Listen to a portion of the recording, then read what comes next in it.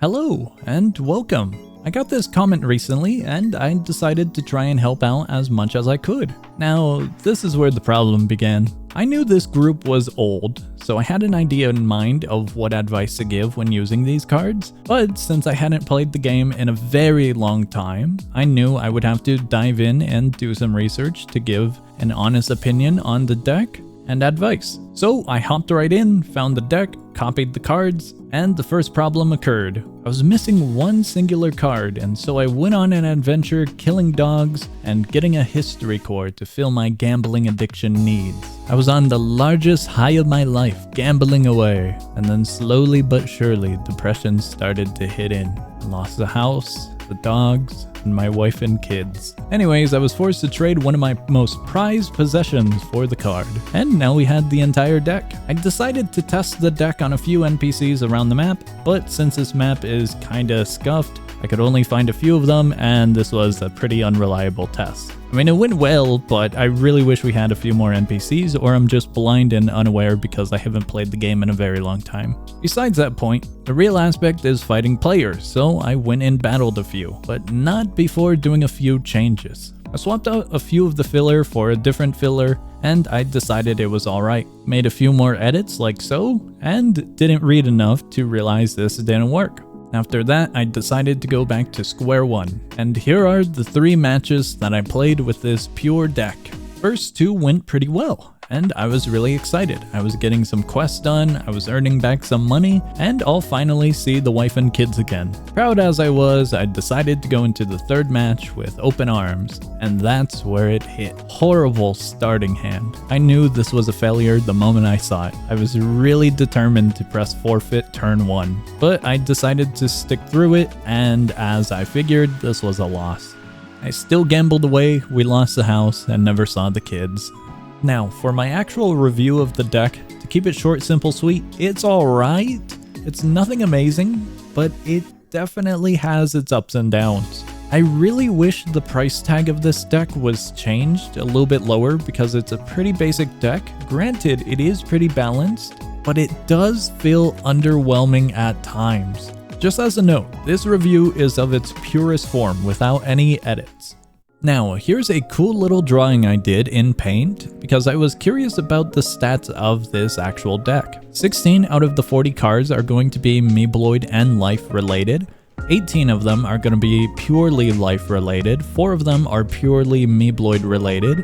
Now, if you actually split the pink ones with the red ones or the blue ones, you can see that 20 out of the 40 are going to be Meeboids, while a grand total of 34 out of 40 are going to be health or life. And lastly, at the very bottom are 2 cards that don't connect to either of them. These ones serve as a purpose to spend all of your icons after you've generated a bunch of them. Now, I will say, you have a large amount of Joker Kids, Nazhacks, and a few iSpace Donuts, along with Wallin as well, but due to the sheer amount of these cards that only work with the life aspect of this deck, you can really get screwed out of building the Meeboids pretty easily. I would recommend swapping a few of these if you can.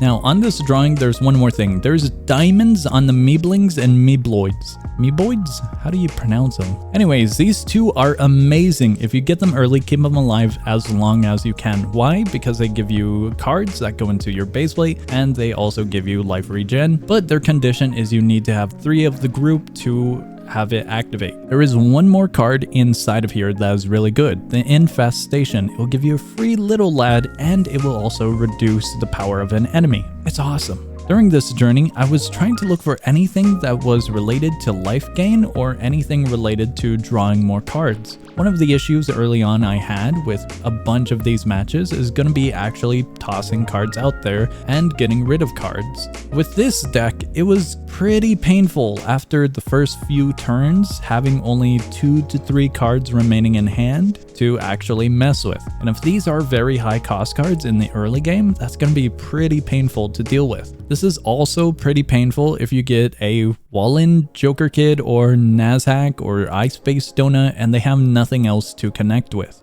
If you do have this deck or purchase it, I would recommend swapping a few of these extras from Nazhack or Joker Kid for something that does life gain, so you can at least have something for these cards to latch onto. I tried doing this with a card called Vupa, V-U-P-A, but it's kind of there, kind of not. Another painful aspect is the high health and very low damage output. It works, but it only works for so long. A lot of different decks will have cards that are a little bit more balanced. You'll see 600s with 500 or 600 with 200, and then they scale upwards after some cool stuff happens. And at the end of the day, this deck is pretty fun if you do get a nice starting hand and follow-ups. But when it comes down to it, you really do have to make edits with it so it can keep up with the competition, because wow, a lot of these little dudes are very fragile. 500 to 150 is pretty nice, but it's really obvious to see how fragile these little lads are.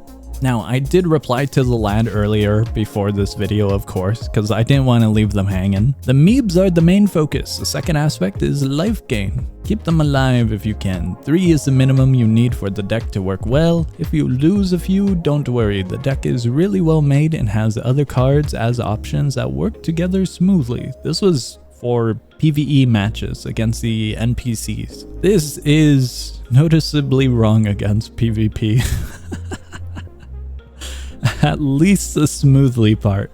They do work together, but it's still quite problematic, especially if you have a rough hand.